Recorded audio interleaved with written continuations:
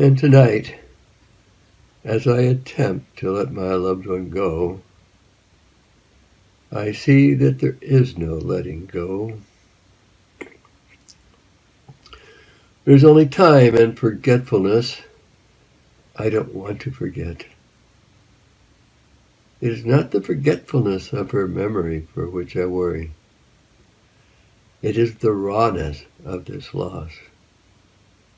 I do not want to forget the rawness of loss, but I will get used to it. And someday I will remember with my intellect and say, what a wonderful dog. But this rawness will be gone, and I will be a little more dead because of it, although I will feel better.